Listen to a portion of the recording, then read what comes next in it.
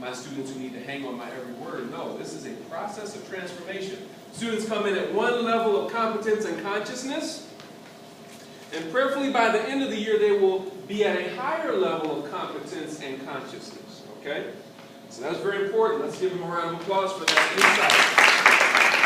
Who else has one that they want to share? Yes, sister. If the students don't learn the way you teach the way students learn. Oh my goodness, Baba Hannibal Afrique from Chicago. This is a powerful, powerful educator who was a science teacher at the high school level in Chicago public schools, and then at night he opened a night school.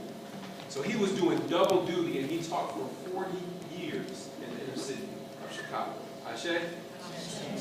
Wow. Why was it that that one jumped out at you? If the students don't learn the way you teach, teach the way the students learn. I think it resonated with the personal experience that I had when I began teaching all the things that I learned in college of different approaches and things to do. I quickly realized that wasn't something that was going to work, so it forced me to think of different ways, figure out different strategies, take risks. I wasn't sure if it was going to work or not, change up settings in my class, and I saw how much more beneficial that was and how much their success increased once I took those chances. So I don't regret the decision. So then that quote from Carlos Escoicha remained true for you in terms you can't be cautious and extraordinary at the same time. Let me do a quick show of hands. How many of you found that when you graduated from undergrad or your master's degree, graduate school, what you learned was obsolete by the time you stepped into the classroom? Let me see a show of hands. It wasn't practical. Okay? And so what that tells us is that that kind of training has its place, but it's not enough. Ashe? And we must move significantly beyond it. As a matter of fact, I would challenge you. How many of you all have been in education for more than 5 years? Let me see a show of hands. More than 10 years? Let me see a show of hands. More than 15 years? Okay. So then this is something that I want you to consider. Those of you who have been in education for, say, 8 to 10 years, I want you to consider this. In my teaching experience, I discovered that every 3 to 4 years, I had to empty out my file cabinet of all of the lesson plans, of all of the activities and worksheets that I had. Anybody want to take a guess why? Because those activities and worksheets and different things that I labored to create were no longer relevant to the students that I was teaching. Ashe? I had to start over from scratch, tap into that creative center once again, and begin to develop a whole new set of ways to reach my students, because the way students were coming to me had changed just that much. And I've discovered every 3 to 5 years, and you probably find this to be true as well, because most educators have a file cabinet full of activities, right? Raise your hand if you have one of those file cabinets, right? So keep that in mind. You're going to have to change it up every few years. Okay, let's give her a round of applause for that. Who else has one that they want to share? Yes? True worth of a race must be measured by the character of its woman. Very McLeod. Why did you like that? A lot of things, but I think mostly because women are essential to the growth. Oh, sorry, men, but women are really essential to the growth of the family and then the nurturing of the children. So if we're being well raised and a lot of attention is being paid to how we feel and how we think, that we see our family being well raised. So that's a very important point, because in traditional African societies, every woman was mama, and every man in the village was baba or father. In other words, you had your birth mother, and she was very important, very significant, but every woman in the village was mama. And that's very significant because our children need that kind of nurturing, right? And then for the brothers that are here, for the men that are in here, you already know many of our children come from homes where the father is not present, right? And so what we want to do is we want to create that village mentality here. And I'd like to say that in many regards, I've seen that present here. I know sometimes when you're in the heat of the battle and you're thinking, man, there's so many things we can improve upon. I wish we could do this. I wish we could do that. But I want you to take a moment for just a second to realize everything that you guys have done. Because just from what I've seen the 2 times that I've been here, it's really, really powerful, the climate that you all have created for transformation here. Now, you all may be thinking, well, we've got a ways to go, and that may be true. But consider the fact that I've been all over the country, and I've seen some of the best schools in the country. And my God, Lord have mercy, I've seen some of the worst. I mean, seriously. So first thing I want y'all to do is give yourselves a round of applause. I'm really telling people all over the country about some of the great things that are going on. I'm sure there's always room for improvement, but sometimes you got to take a moment to take stock of where you are and what you've done, okay? So with that in mind, read that quote again. Who was it that just shared that? Okay, go ahead. The true worth of a race must be measured by the character of its women. Yes, so just by virtue of the fact of who you are as a woman, just as all the brothers in here, by virtue of the fact of who they are as men, you can radically transform somebody's image of what it means to be a man or woman just by the person that you are. Because when we turn on the television and we see the Lil Waynes and we see the Nicki Minaj and things of that nature, Ashe? Which they're going to see that every day, right? But you, by virtue of the person that you are, you can radically transform their image and identity of what a man or woman is. Ashe? All right, so who else has one to share? Anybody else? Or are there some that you did not get an answer to that you want an answer to? 10, 12, 14. Thank you, yes. I neglected to put those in there. Sometimes I like to see people struggle. No. Okay, number 10. This is Dr. Carol Lee. She's a professor at Northwestern University in Chicago. Number 10, she says, once we learn to teach poor and black children, we will likely learn better how to educate all children. One of the things that we've discovered is that many of the methods that it takes to reach and teach poor black children oftentimes work across the board. Okay?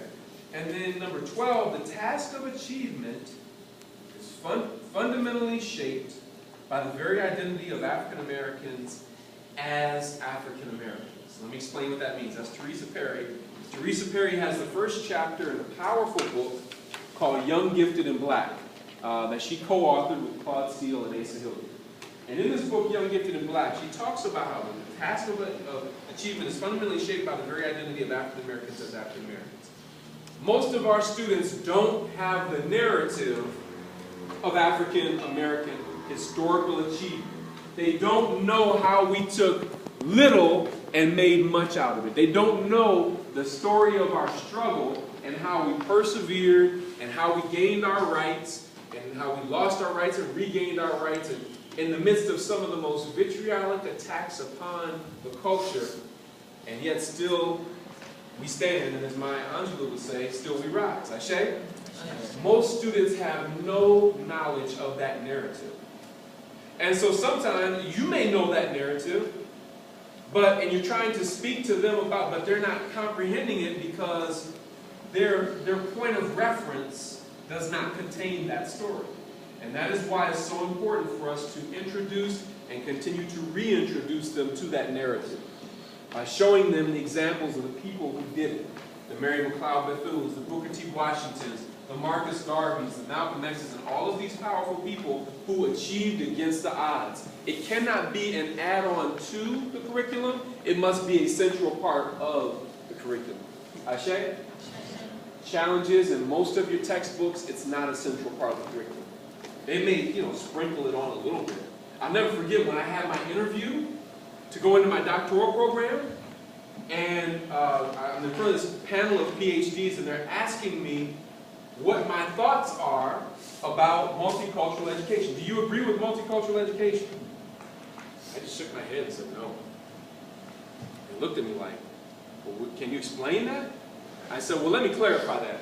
In its current form, I don't agree with it. Theoretically, I agree with it, that we should learn about the beauty of all cultures. That's so important. Every culture has a powerful set of experiences and a powerful set of expertise that need to be understood and appreciated by all people. Ashe? But my experience with multicultural education was that we took an exclusively Eurocentric curriculum and sprinkled a few people of color on top of it. and that does not meet the needs of the students that we serve. Ashe? And so what we have to do then is become immersed in the culture to find out what is the best of the culture that is being kept from the students. Because when they watch in the media, when they go and turn on the television or go to the movies, they don't get the best of the culture, they get the worst of the culture. And then when they're out in the street and they're interacting with the same people who see the same stuff that they're seeing on television, a lot of times they're still getting what? The worst of the culture. We've got to show them another way and create a whole different set of experiences for them. Ashe? So very, very important, all right? That was number 12. So the task of achievement is fundamentally shaped by the very identity of African Americans as African Americans. What was the other number? 14. Number 14. The measure of our progress is in direct relation to our faith in our people held by our leaders. In other words, if I as an educator don't have the faith that my students are going to succeed, if I don't have that faith, then I'm not going to go above and beyond to do what it takes for them to succeed. So that faith is very, very important, to believe with all our hearts in our students and in their ability to be successful. All right? Now, with that in mind, were there any others that you didn't get? Number 16. Ptahhotep says, strive for excellence in all that you do so that no fault may be found in your character. Anybody else? Number 20. The purpose of education is to secure the survival of a people. Dr. Amy Wilson. Powerful statement, because much of what our children are involved in is schooling in many places, not education. Schooling perpetuates current power relations. But education brings out the best and prepares them for survival. So what are we doing to make sure that they are equipped to survive and thrive in today's society? Any others? 22.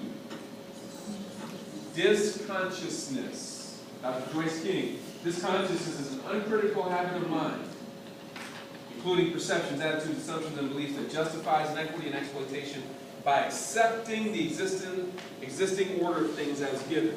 When we go into most schools around the country, what we find is that many educators have been conditioned to believe that, hey, a certain number of students or a certain percentage of students just aren't going to make it. Raise your hand if you've ever heard that before. You're right? So that is something that is not going to serve us well. And that is that consciousness is what Joyce King calls disconsciousness. That we uncritically accept that notion as a fact. It's not a fact. It's something that we can change by the way that we serve our children. All right? Now, if you will turn back over to page, let me see here, page 2.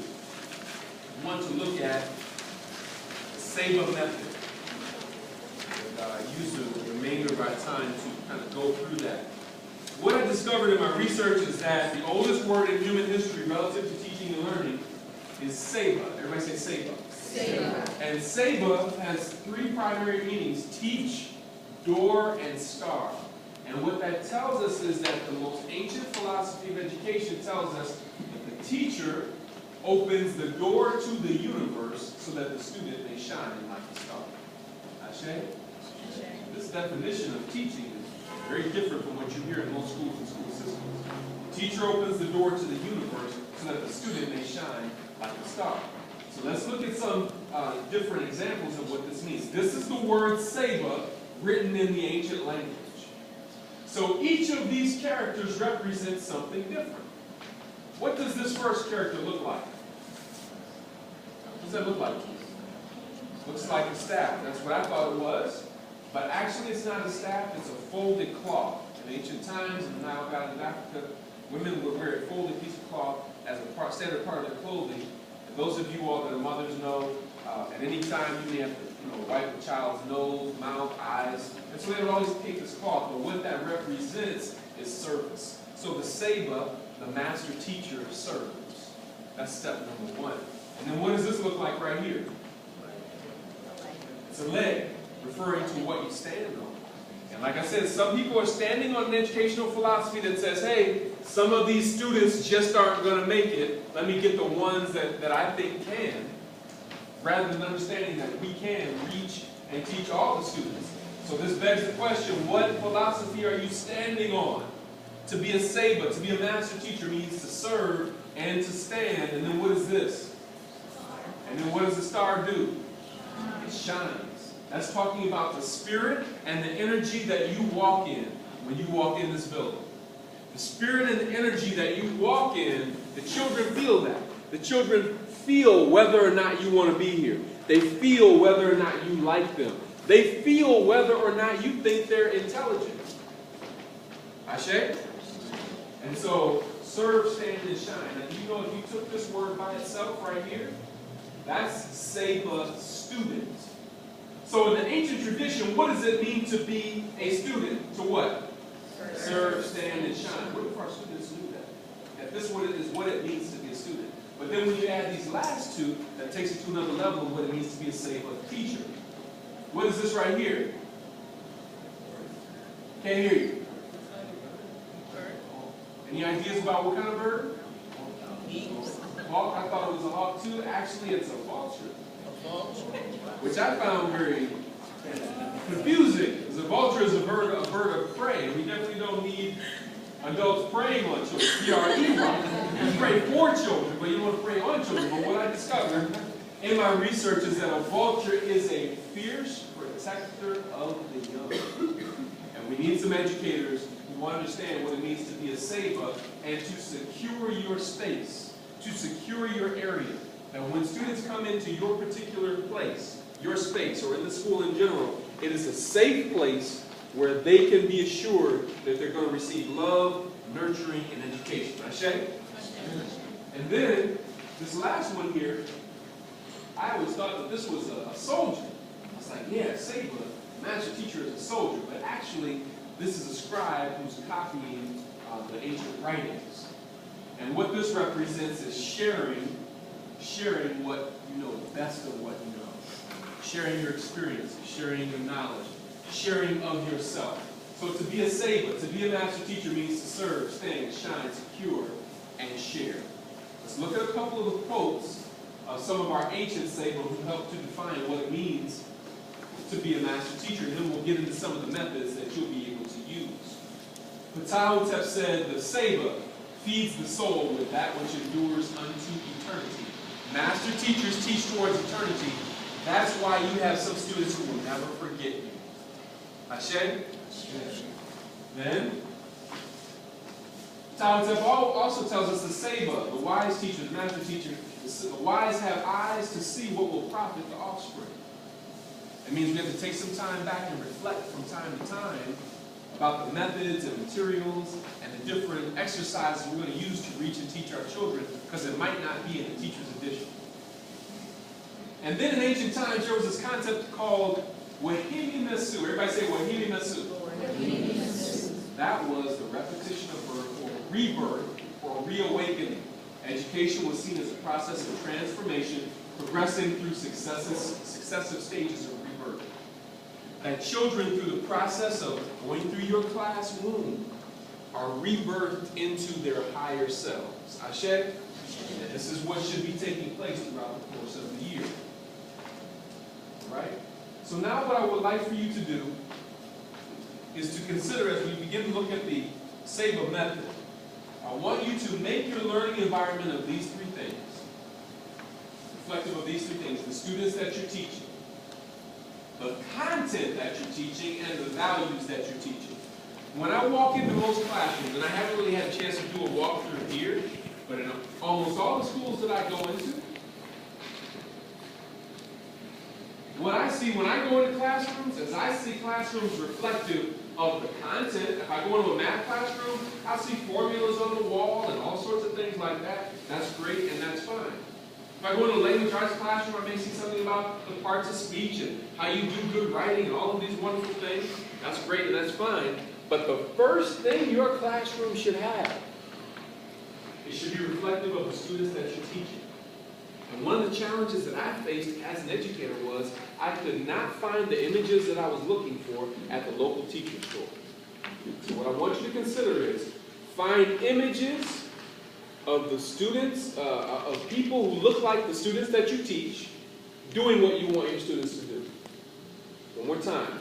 Find pictures of people who look like the students that you teach, doing what you want them to do. Ashe?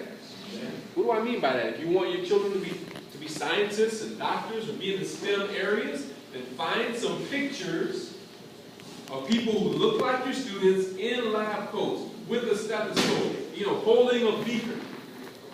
Because here's why. Remember, what are most of the images that they're going to see in the media of people who look like them? They're going to see images of people who look like them holding guns, holding crack pipes, behind bars, being abusive, mistreating one another. And is this making sense? Psychologists, by the way, know this. They have a term for it. It's called paired associate learning. So that every time, if every time I show you a picture of a black male, and he's got this grimace on his face, and he's dressed a certain way, and he looks like he's a criminal, then you will associate being black and male with being violent and being a criminal. Ashe? Even though intellectually you know that's not the case, right? If every time I see a picture of a black female, and she has on next to nothing, right? Then I will associate a hypersexualized identity with what it means to be black and female. Even if intellectually I know that that's not true. Is this making sense? So then when children come into my classroom, I have to have images of excellence, posters, pictures, banners of children doing the things that I want them to do, but it looks like the children that I teach. Ashe? And that's not just your responsibility. You can get the students involved in the process, because what I learned is that no tying and no buying. If it's just my stuff all over the wall, that's just my stuff. But if I get the students to help me make that stuff, is this making sense? Yes. They take ownership of it. Let's take a quick look. I had my students do a words of wisdom banners. They had to pick out these words of wisdom out of a hat. Just like some of the ones you get on that scavenger, on that treasure hunt. And then they had to make a banner, right? They printed it out, and they had to paste it together. And I didn't ask them what the quote meant. I just said, you got to put it together, all right? And as they began to put it together, no, this was not an after-school club or activity. This is an in-class activity. Now, when they finished, now we've got to hang them not just in the classroom, but all over the school, because we want the whole school to be impacted by this, all right? So now, as you see them working on it, what does this one say? 1, 2, 3, read. Discipline yourself and others won't have to. Anybody got any students that need to know that? Wow. Interesting thing, because when they started hanging these banners around the school, I saw a marked change in behavior. Let's take a look at the note. Read this. 1, 2, 3, read. Enter to learn, depart to serve. Man, I had that hanging above the doorway, so when you enter into my classroom to read this, and it's hanging above the doorway so that on the inside, so when you walk out, you see it. Ashe? What about this one? 1, 2, 3, read. Parents will take you your money home. Now, if I was going to recreate this activity, there's only one thing that I would do different. I would make the banners a little bit bigger and add pictures to them. Ashe? All right. So let's take a look at this one. What is this? 1, 2, 3, read. It is to thee, it is up to me. Let me show you what I noticed happen as a result of this activity and exercise. My students would be walking maybe to or from lunch or from PE or something like that. And one of their classmates might be acting up or something. I would see a student nudge their fellow student, and they'll say, hey man, discipline yourself so that others won't have to. Or they might be walking next to a teacher, and they would tell that teacher, Mr. So-and-so, Mr. So-and-so, look up there, that's my banner. I made that banner. So what happened? They now take ownership of what's been created. Is this making sense? Yes. And now they begin to hold themselves accountable as opposed to just you trying to hold them accountable. It made a huge difference in the climate of not only my class, but also the school. Let's read this one together. 1, 2, 3, read. Find a way or make one. Make one. self-determination, right? And then once they get rooted in their traditional wisdom, now we can branch out into all of the beautiful cultures of the world. Let's read this Chinese proverb from Lao Tzu. 1, 2, 3, read. The journey of 1,000 miles begins with the first step. How about Ralph Waldo Emerson? 1, 2, 3, read. Go confidently in the direction of your own dreams. I love this Puerto Rican proverb. 1, 2, 3. There is a great distance between said and done. Right? So it's very important that we can have a multicultural perspective, but the multicultural perspective begins with rooting them in their own culture. Ashe? Right? And so, and I love this one because how many of y'all have ever seen a student who was on the right path, but then they start hanging around the wrong students trying to fit in with the wrong group, right? And you've been working on this one group trying to get them. You're like, man, I do not want this young man or this young lady to start hanging with this group because they're headed down the wrong path. I'm trying to turn them around, right? That's why I love this one. Let's read this from Shakespeare. 1, 2, 3, read. This above all to thine own self be true. Each of these quotes is a lesson. And you don't have to be a language arts teacher to teach you. Ashe? You might greet students in the hallway with this. If you're not a language arts teacher, or even if you are. But the point is, this is not just relegated to the language arts classroom. We have almost 200 quotes and proverbs with pictures in our book called Words of Power. We have a copy of it over there if any of you all are interested in getting that. All right? All right, what time is it? Fun time. I can't hear you. What time is it? Fun time. Let me see what we have for fun time here. How many of you all have ever had a really challenging day in the classroom? I mean, one of those days when you're like, why am I doing this kind of thing? I just want you to know that you're not the only one who's ever felt like that. And I also want you to know that as bad as it may seem at any given time, it will never be as bad as what you're about to see in this video clip. Watch carefully. And let's see if we can get this to what? Uh-oh. Just a second.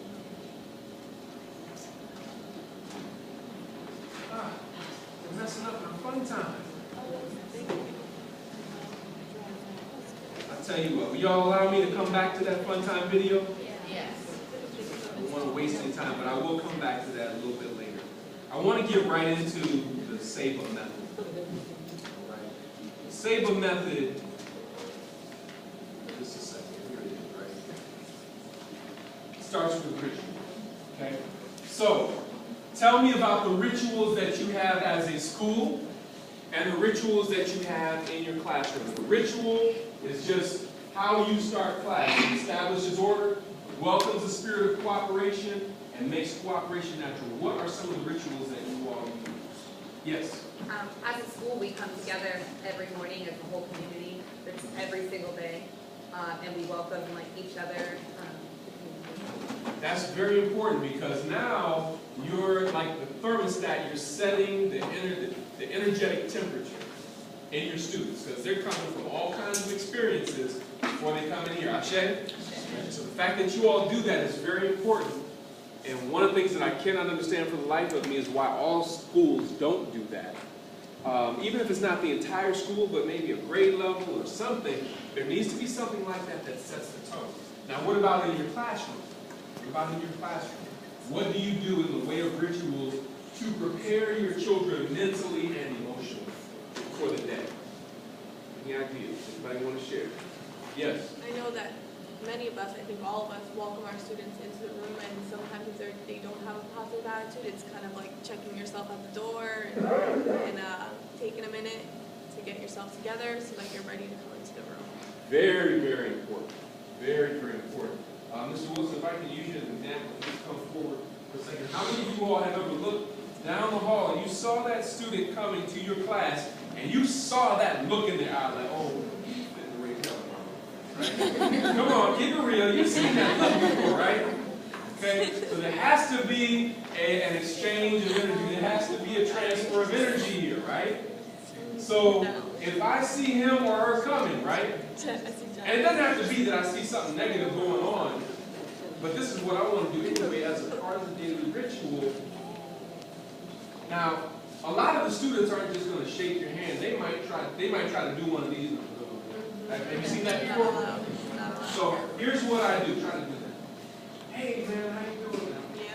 See, I'm gonna bring him right back over so that he has to look me in the eye. Try to walk past me. How come you can't try to walk past me? Go ahead, walk past me. See, bring him right back to me. He didn't know I had to put him in a wrist lock. Don't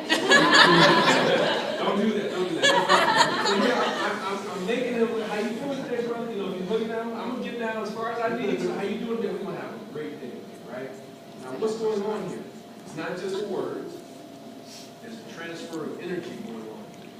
He has now stepped into my energy field. And for some of y'all that think this is like some new age hocus pocus stuff, I could show you some things that show that we all have an energy field around us. Some people call it an aura, but you have an electromagnetic field around you. Ashe? And by the way, that electromagnetic field is intensified after you meditate and pray. Ashe? I have to show you all that picture of what it looks like, maybe another time. But be mindful of that. You are walking in an energy field. You share that with your students. So now, there's this transfer of energy, hand to hand, going through, but it's also around us now. And how many of y'all know that little, sorry. How many of y'all know that little 15 to 30 seconds right there just bought me an hour of drama-free class?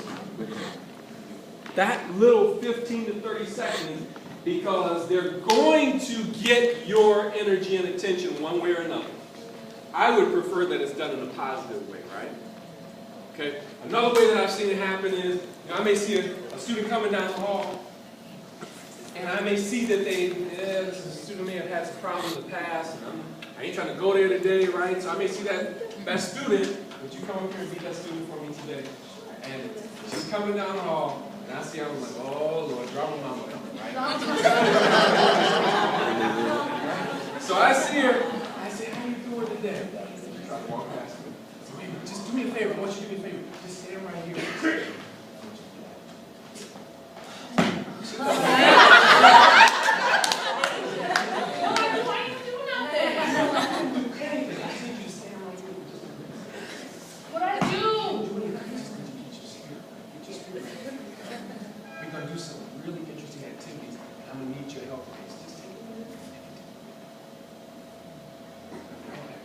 Then, what I'm doing is I'm giving my other students. Then, I come back over to her. And what I do, I gave her 15 to 30 seconds. Now, she may not realize what's going on, but that 15 to 30 seconds just brought me an hour of drama-free instruction. Ashe? Give her a round of applause. She played that role good, too. But these are some of the things that we don't get in our undergraduate education classes, right? They don't talk about exchanging energy and setting a climate of transformation and all these things. But what I found is that if I've had any success as an educator, and some people think I have because I'm a former teacher of the year and now I've trained teachers all over the country and so forth, it's because of these little things that make a big difference. Okay? These are connecting points. So your rituals establish order. So I'm big on affirmations. You guys have affirmations, right? What's the affirmation about change that you guys do? Our choices change the game. That is huge. So you'll see on page 1, there is a set of affirmations that we can use. All right? And this set of affirmations, in fact, I wanted to show you guys how to do one of these because it could be very, very powerful. The student creed we open up class with, and then the resurrection affirmation we close class with, right? But the transformation affirmation, we do this at assemblies and at different times to raise the energy. So repeat after me, please. Love and light. Love and light. Truth and transformation. Truth and transformation. Healing and harmony. Healing and harmony. Across the nation. Across the nation. Compassion and conviction. Compassion and conviction. Are the tools for my mission. Are the tools for my mission. I open my eyes. I open my eyes. See within a vision. See within a vision. Peace and blessing. Peace and blessing. Be unto humanity. Be unto humanity. Change begins within. Change begins within. Change begins with me. Change begins with me. All right, I'm going to count down from 5. When I get to 1, I want everybody to stand up straight, strong, and tall. 5, 4. Yeah, some of y'all need to start moving now. 3, 2, and 1.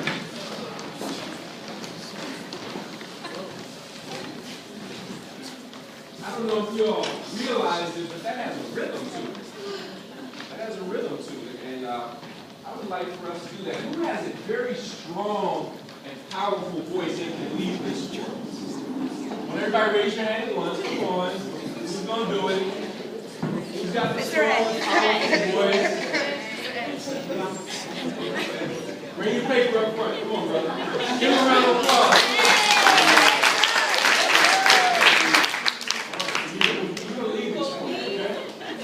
Same way that I just did it, but the difference is I'm going to do it to a rhythm, right? So we have to work this rhythm out together, all right? So first thing I want you to do, sit back down, but sit in a way that you can stand back up quickly. So you got to sit beside you. We're going to stand up on the drum roll, right? So as soon as you hear the drum roll, right to your feet, all right?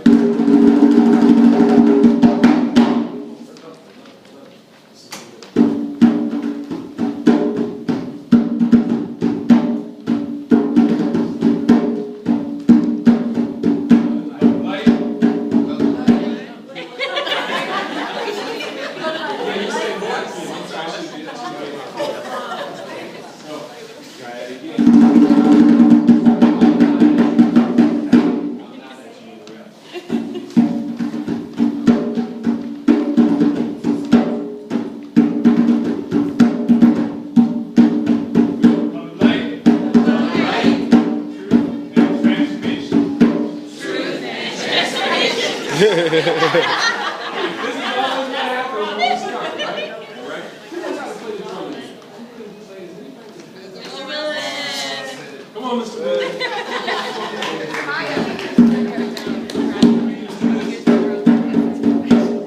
You can keep that up for me. I'm going to leave this with you, right?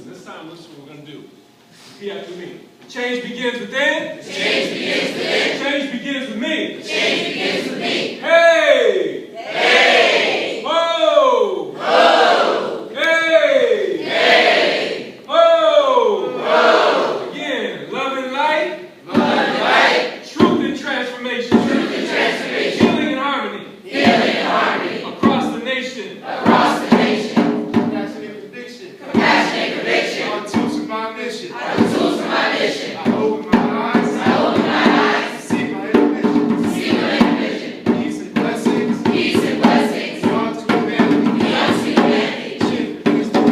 Change begins with me. Change begins to be. Change begins with me. Hey! Oh! Hey! Oh! Keep going. Hey! Oh! Hey! One more time.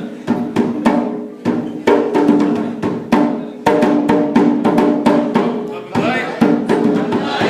And transformation. Healing and harmony. Healing and harmony. Across the nation. Across the nation. Compassion and conviction. Compassion and conviction. Are the tools of my mission. Are the tools of our mission. I open my eyes. I open my eyes. See with inner vision. See with inner vision. Peace and blessings. Peace and blessings. Beyond to humanity. Beyond to humanity. Change begins within. Change begins with me. Change begins with me. Change begins with me.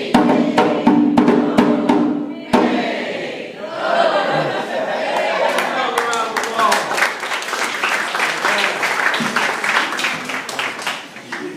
So I think you guys can see we had some time to work on that. That could get pretty powerful, all right? I kind of picked some of these things up along the past. I haven't quite learned how to drum and talk at the same time. If I could do that, because see, that's why we have leaders. So we teach the children how to lead that. And you would be amazed at the energy that generates and creates the same way. Where's the teacher that was leading that one chant? Right here, Our right choices here. change the game. Right here. Yes, okay. Man, so that's powerful. So when you have those sets of rituals, it really does begin to change the whole experience for the children. Ashe? All right, so we use the student creed to open class. And then how many of y'all use a warm-up or a sponge activity? Let me see a show of hands. Warm-up or sponge? I've got one that you may want to consider. Again, coming from a language arts perspective, but this is something that we should all be doing. The warm-up or sponge activity absorbs and focuses attention, creates responsibility and accountability. This is one of my sample warm-ups that you may want to use.